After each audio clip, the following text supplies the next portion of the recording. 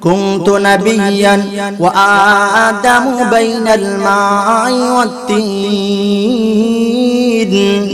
আমার রাসূল বলেন গোটা পৃথিবীর মানুষ যে নাও রে আমি আব্দুল্লাহর বেটা তখন নবী ছিলাম যখন পর্যন্ত আদমের পানি এবং মাটি একাত্রিত হয় নাই তখন আমি কুনতু নবিয়ান আমি আব্দুল্লাহর বেটা তখন নবী ছিলাম ঠিক কি না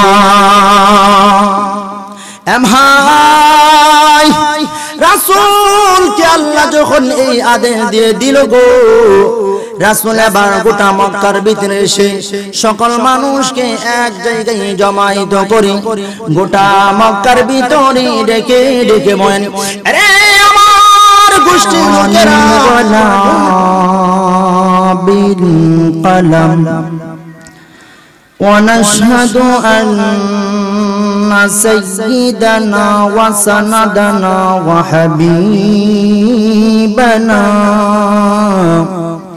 ومولانا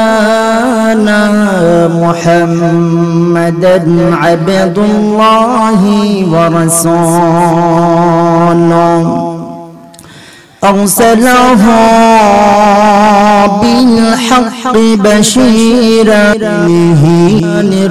الرحيم قل إن كنتم تحبون الله ذنوبكم والله غفور رحيم صدق الله المولانا العظيم وصدق رسوله النبي الكريم ونحن على ذلك من الشاهدين والشاكرين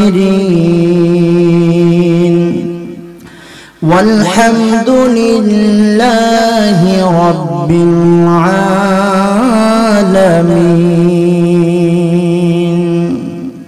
قال النبي صلى الله عليه وسلم إن العلماء ورثة الأنبياء شكري محبت الشهيد درود شريف পাঠ করি اللهم صل على محمد وعلى آل محمد كما صليت على إبراهيم وعلى آل إبراهيم إنك حميد مجيد اللهم بارك على محمد وعلى آل محمد كما باركت على إبراهيم وعلى آل إبراهيم إنك حميد مجيد بلغ العلا بكماله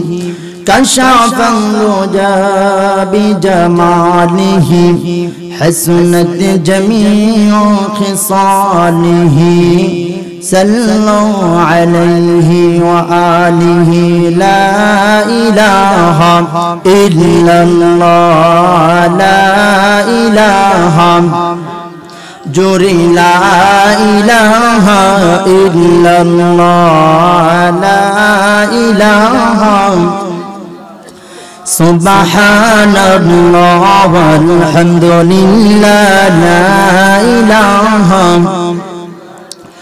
لا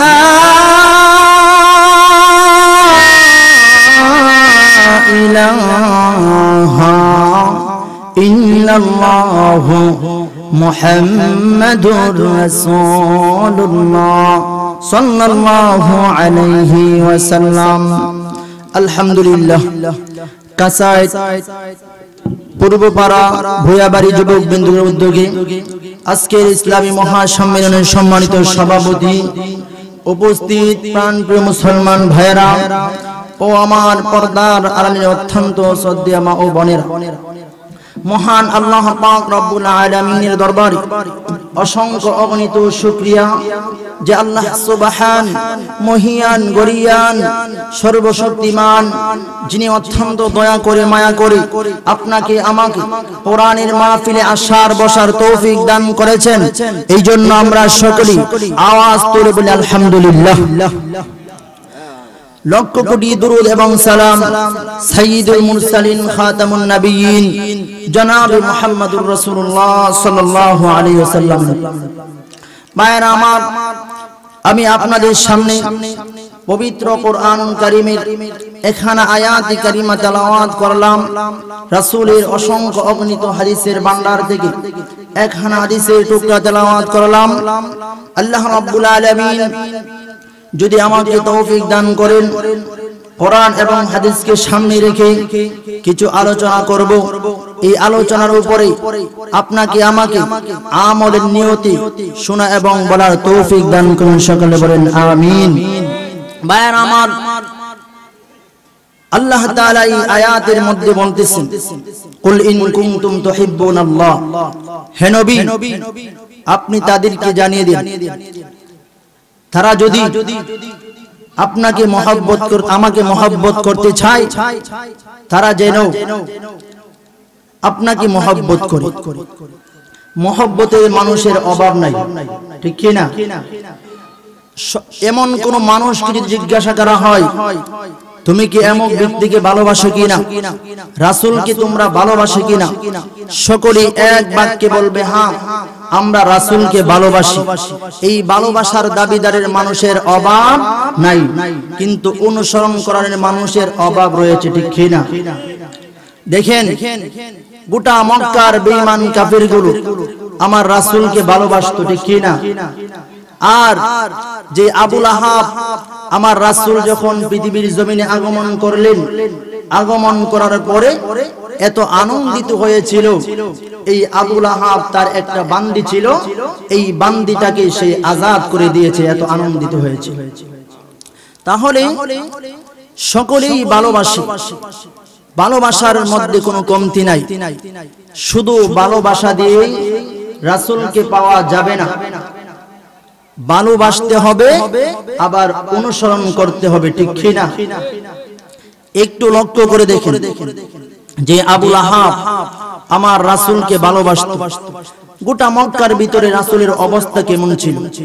যে মানুষগুলো রাসূলকে ভালোবাসতে তাদের অবস্থা একটু দেখেন। আমার রাসূল পৃথিবীর জমিনে যখন আগমন করলো, রাসূল পৃথিবীর জমিনে যখন আগমন করে ফেলল, আবু লাহাব এত আনন্দিত হলো, আবু লাহাব এত আনন্দিত হলো। তার একটা বান্দি ছিল গো, এই বান্দিটাকে আজাদ করে দিয়েছিল। ভাই রাসূল পৃথিবীর জমিনে আগমন করে ফেলল, রাসূল দাপে দাপে বড় হয়, রাসূল বড় হইতে লাগলো। গোটা মক্কার ভিতরে রাসূলকে সবাই ভালোবাসে, ঠিক কি না? ভাই রাসূল দাপে দাপে বড় হয়, রাসূল দাপে দাপে বড় হয়ে যায়। গোটা মক্কার ভিতরে মুরব্বি থেকে নিয়ে ছোটরা পর্যন্ত আমার রাসূলকে ভালোবাসে, ঠিক কি না?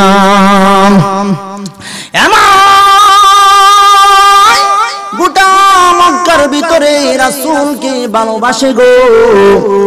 এক পর্যায়ে রাসূলের নামের উপাধি নিয়ে গেল, আল আমিন বলে সকলে বলতে আরম্ভ করে দিল। সকলে বলে আব্দুল্লাহ ছেলে মুহাম্মদ। এমন একজন ব্যক্তি এই মক্কা নগরীতে আব্দুল্লাহর ছেলে মুহাম্মদের মতো আর কোন ছেলে নাই। সকলেই আমার রাসূলকে ভালোবাসে। ভাই এমন ভাবে একদিন দুই দিন নয়, একদিন দুই দিন নয়, রাসূলের 40 বছর সময় যখন অতিবাহিত হয়ে গেল, আল্লাহ ডাক দেন নবী গো, গোটা মক্কার ভিতরে আপনাকে সকলেই ভালোবাসে। ও রাসূল গোটা মক্কার ভিতরে আপনাকে সকলেই মহব্বত করে, আপনার নামে আল আমিন বলে উপাধি নিয়ে গেল, সকলেই আপনাকে মহব্বত করে। রাসূল, এখন আপনাকে আমি প্রকাশ্য আপনাকে রাসূল হিসাবে ঘোষণা করলাম গো নবী। যেই সমস্ত মানুষগুলো আপনাকে ভালোবাসে, যেই মানুষগুলো আপনাকে মহব্বত করে, এই মানুষগুলোকে আপনি জানিয়ে দেন যে এখন থেকে আপনাকে শুধু মুহাম্মদ বললেই চলবে না গো, মুহাম্মদ বললেই চলবে না। এখন থেকে তাদের সামনে তুলে ধরেন, এখন থেকে মুহাম্মাদুর রাসূলুল্লাহ বলতে হবে। সুবহানাল্লাহ। ভাই, রাসূলকে আল্লাহ নবুয়তি দিয়ে দিল, রাসূল প্রকাশ্য রাসূল হয়ে গেল। এতদিন রাসূল গোপনীয় ভাবে রাসূল ছিল, ঠিক কিনা? রাসূল পূর্বে থেকে নবী ছিল, কারণ রাসূল হাদিসের মধ্যে উল্লেখ করেন, কুনতু নাবিয়্যান ওয়া আদামু বাইনাল মাই ওয়াত তিন। আমার রাসূল বলেন, গোটা পৃথিবীর মানুষ যে নাও রে, আমি আব্দুল্লাহর বেটা তখন নবী ছিলাম যখন পর্যন্ত আদমের পানি এবং মাটি একাত্রিত হয় নাই, তখন আমি কুনতু নাবিয়ান, আমি আব্দুল্লাহর বেটা তখন নবী ছিলাম, ঠিক কিনা?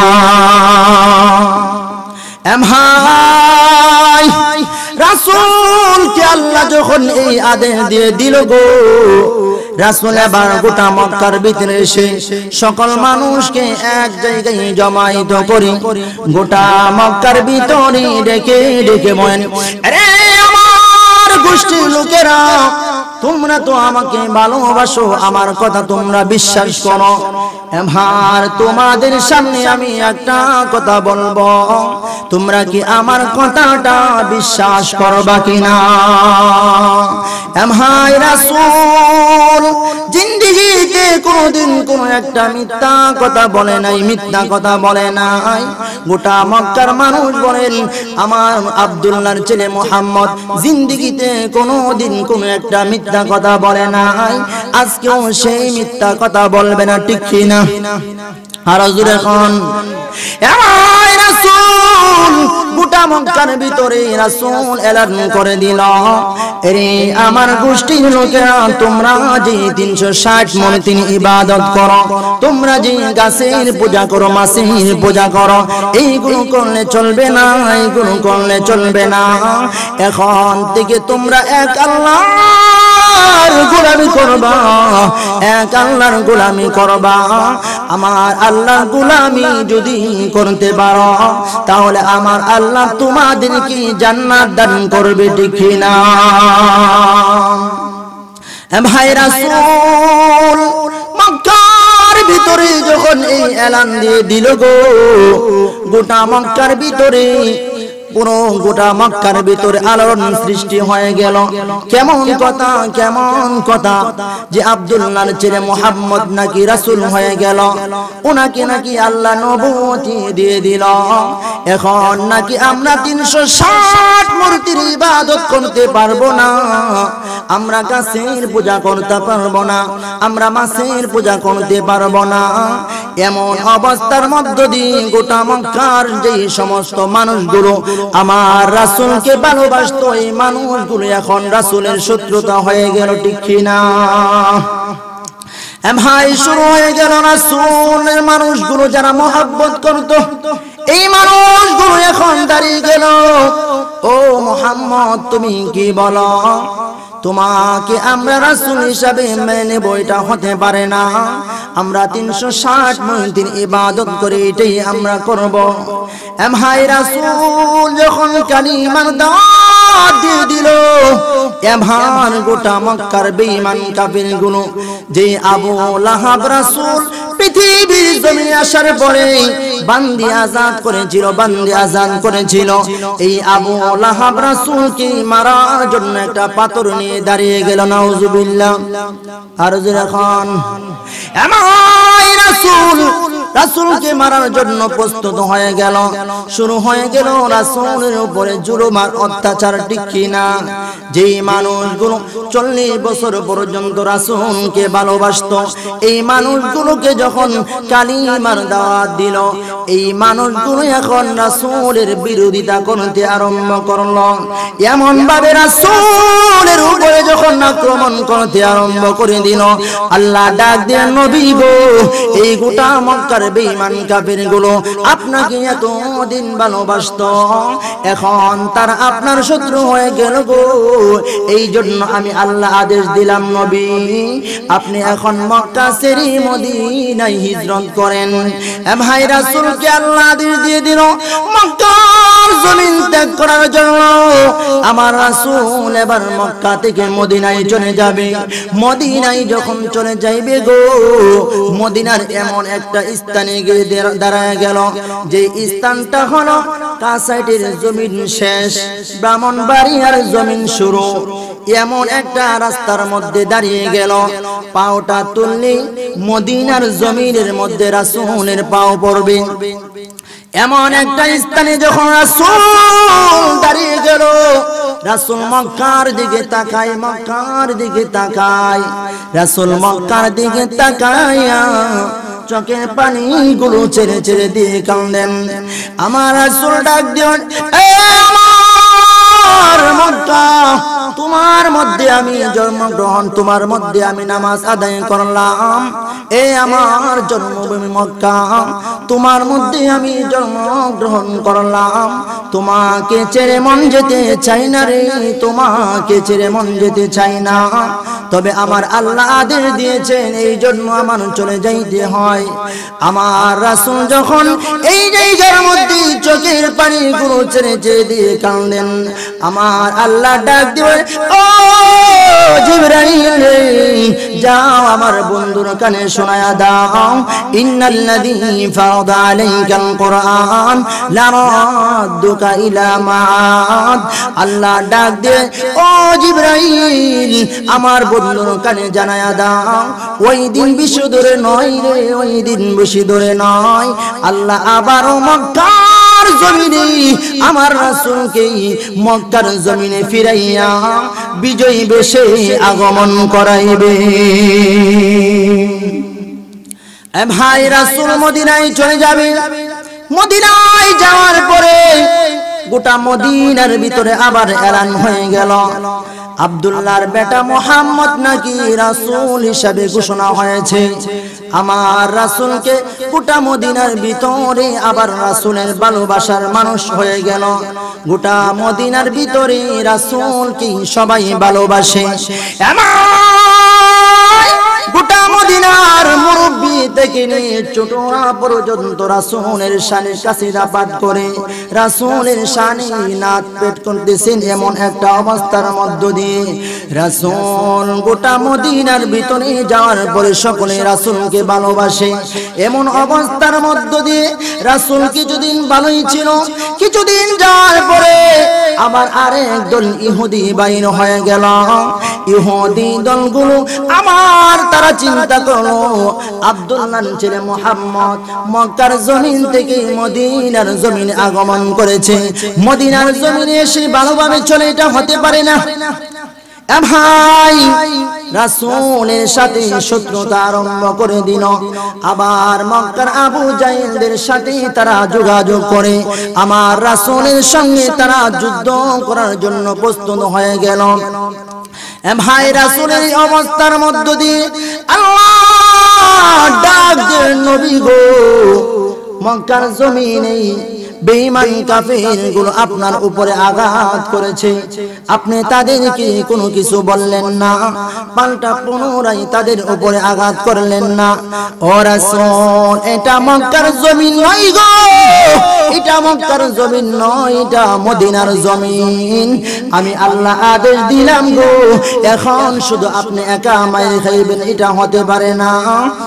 আমার আল্লাহ তখনই জিহাদের আয়াত নাযিল করে গোটা পৃথিবীর মানুষদেরকে জানিয়ে দিলেন, যখন ওই ইসলামের বিরোধিতা করবে তাদের ব্যাপারে যুদ্ধ করা ফরজ, ঠিক কিনা?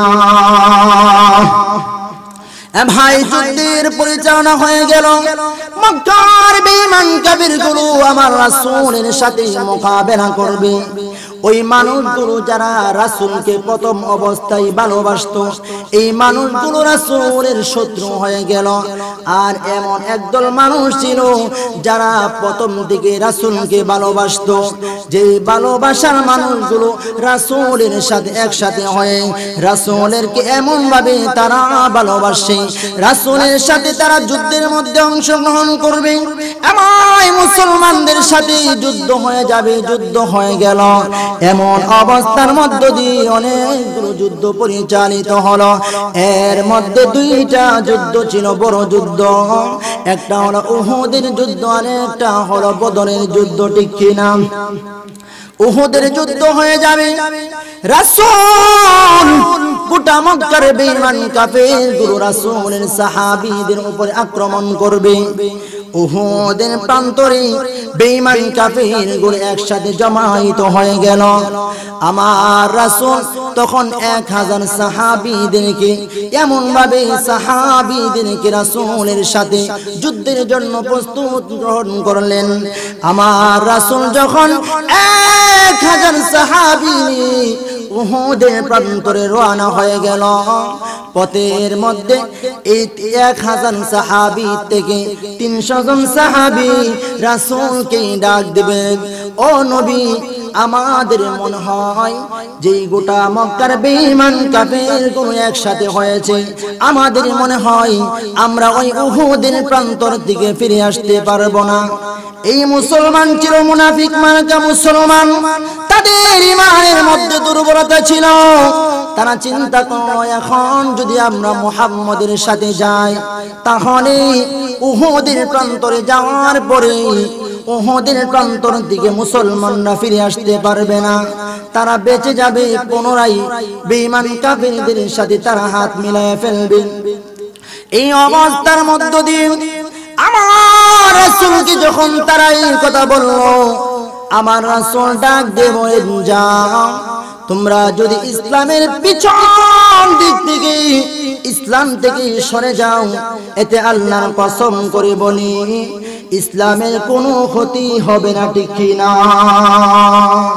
এবার শিক্ষণীয় ব্যাপার, যে মানুষগুলো রাসূল থেকে দূরে সরে গেল, আমার রাসূল জানায়া দিলেন যে মানুষগুলো আলেমদের থেকে দূরে সরে যাবে, আলেমদের সোহবতে থাকবে না, এতে ইসলামের কোনো ক্ষতি হবে না, ইসলামের কোনো ক্ষতি হবে না। আজকে সমাজের মধ্যে এমন অবস্থা হয়েছে যে মুসলমানদের মধ্যে দ্বন্দ্ব। ঠিক কিনা? টঙ্গীর বিশ্ব ইজতেমা, যে ইজতেমার ময়দানে মানুষগুলো একসাথে জমায়েত হয়ে একসাথে মুসাফা করত, একসাথে মুহাব্বত করত, এই মানুষগুলো এখন দুই ভাগ হয়ে গেল। একদল মানুষ হলো যেই মানুষগুলো আলেম থেকে তারা পিছন দিক থেকে চলে যাইতে চায়, আলেমদের সাথে তারা সম্পর্ক রাখতে চায় না, এই মানুষগুলো হলো একদল।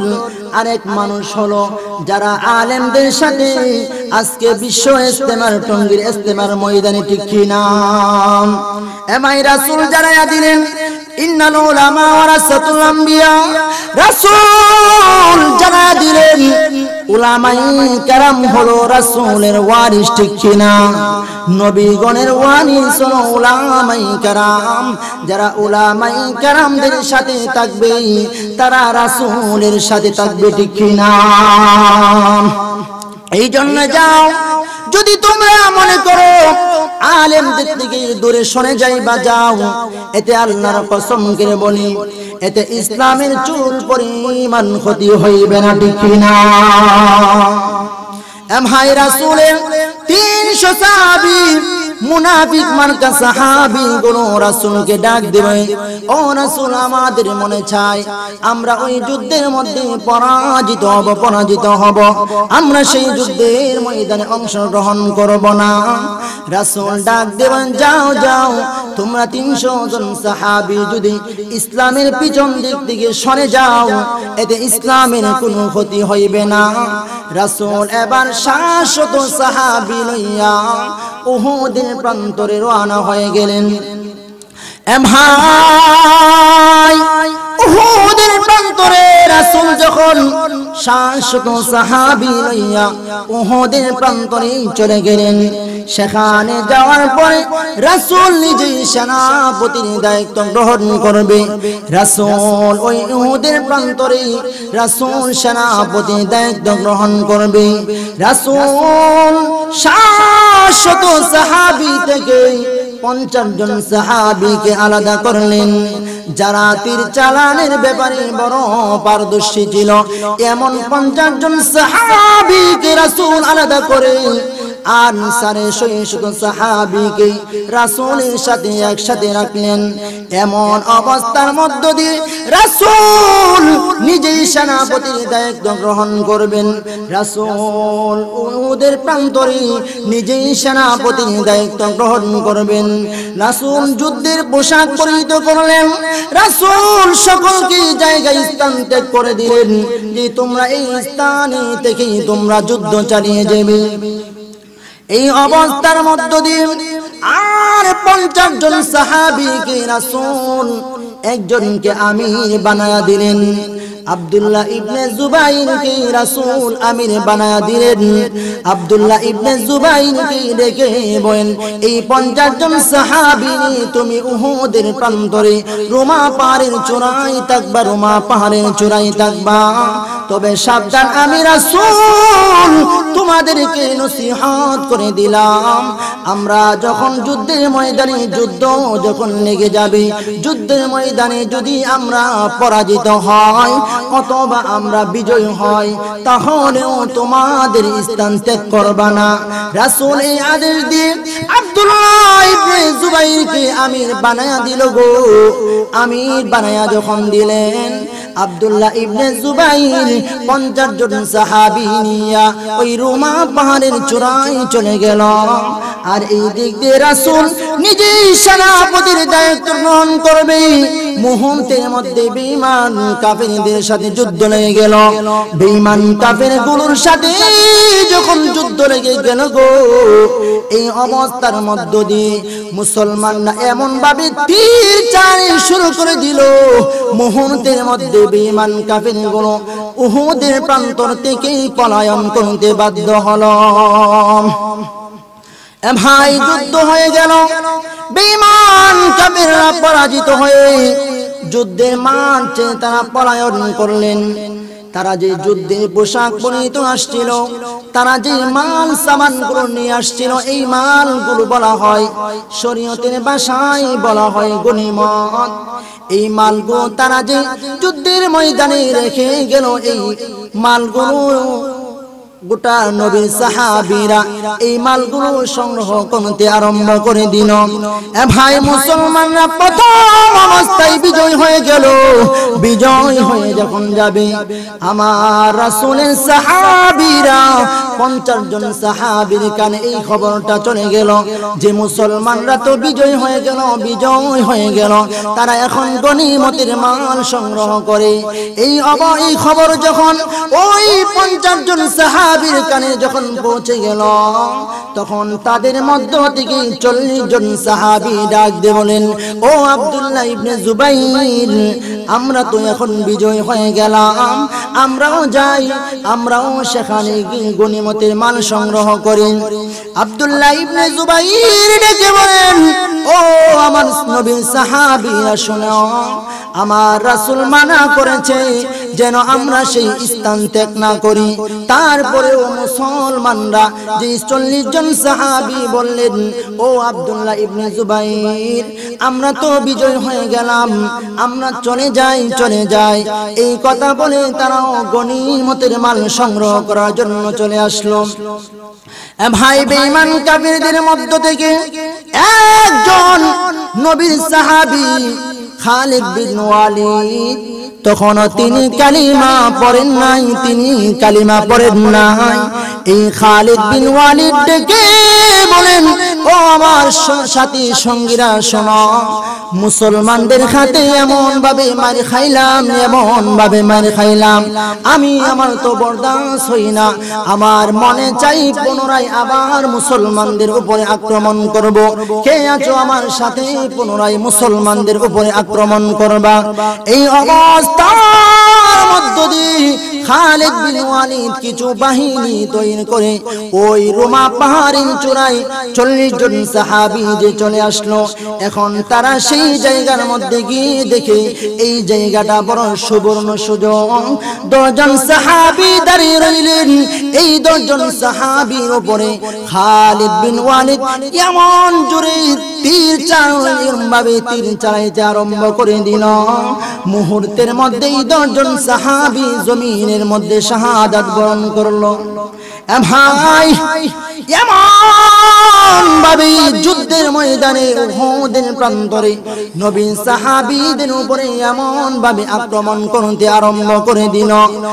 মুসলমানদের উপরে যখন এমন ভাবে আক্রমণ করে ফেলল, মুহূর্তের মধ্যে মুসলমানরা শাহাদাত বরণ করতে আরম্ভ করে দিল।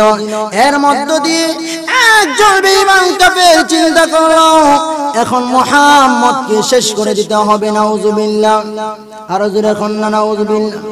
তারা এমন টার্গেট নিয়ে ফেললো যে এখন মুহাম্মদকে শেষ করে দিব। এই পরিকল্পনা আমার রাসূলের দিকে যখন টার্গেট করে ফেললো, রাসূলের সাহাবীরা 10 জন সাহাবী রাসূলের চতুর্দিক দিয়ে ঘেরাও করে ফেললো। রাসূলের সাহাবীদের উপরে এমন ভাবে তীর চালাইতে আরম্ভ করে দিল। রাসূলের সাহাবীরা এক এক করে তারাও শাহাদাত বরণ করতে আরম্ভ। 8 জন সাহাবী মুহূর্তের মধ্যে জমিনের মধ্যে ডলে পড়ে গেল। আর মাত্র 2 জন সাহাবী রাসূলের চতুর্দিক দিয়ে যায়, যেই দিক দিয়ে তীর আসে সেই দিক দিয়ে দাঁড়িয়ে যায়। এই অবস্থার মধ্য দিয়ে একজন সাহাবী ছিল হযরত আবু উবাইদা ইবনুল জাররাহ রাদিয়াল্লাহু তাআলা আনহুম। এই অবস্থার মধ্য দিয়ে বেঈমান কাফিরগুলো রাসূলের 10 জন সাহাবীকে জমিনের মধ্যে শোয়া দিল। এর মধ্য দিয়ে একটা বেঈমান কাফির পাহাড়ের উঁচু উঠে একটা পাথর রাসূলের মাথা মুবারকে ছেড়ে দিল। রাসূলের মাথা মুবারকে যখন ছেড়ে দিল, এই পাথরটা এসে রাসূলের যে লোহার টুপি পরিহিত ছিল গো, এই লোহার টুপিটা ভেঙে রাসূলের মাথার ভিতরে 2টা লোহা বিদ্ধ হয়ে গেল। ভাই, আরেকটা পাথর ছেড়ে দিল। পাথরটা যখন ছেড়ে দিল, এই পাথরটা ছাড়ার পরে রাসূলের 2টা দান শহীদ হয়ে গেল। এই অবস্থার মধ্যে দিয়ে রাসূলের সারা শরীরের মধ্যে রক্তাক্ত হয়ে গেল। রাসূল জমিনের মধ্যে ডলে পড়ে গেল। এই অবস্থার মধ্যে দিয়ে রাসূল যখন জমিনের মধ্যে পড়ে গেল, আমার গোটা মদিনার ভিতরে এমন ভাবে এলান করে দিল যে কুতিলা মুহাম্মদ দুনিয়ার জমিনে নাই। তোমরা যে আগের ধর্মে ছিলা, তোমরা সেই ধর্মের মধ্যে চলে আসো। এই অবস্থার মধ্য দিয়ে রাসূলের সাহাবীরা চিন্তা করলেন আর কার জন্য যুদ্ধ করব। তার হাত থেকে তরবারি গুলো ফেলে দিল। এই অবস্থার মধ্য দিয়ে হযরতে আলী তাকে দেখে রাসূল একটা গর্তের মধ্যে বসে রইলেন। হযরতে আলী রাসূলের সামনে গিয়ে দাঁড়াইয়া রাসূলকে ধরে, রাসূল তখন আলীর হাতে ধরে বন করে দাঁড়াইয়া রাসূল উহুদের প্রান্তরে দাঁড়াইয়া সকল সাহাবীদেরকে আবার ডাক দিয়ে বলেন, রে আমার সাহাবীরা, তোমরা চিন্তা করিও না, আমি রাসূল এখনো পৃথিবীর জমিনে বেঁচে আছি। সুবহানাল্লাহ।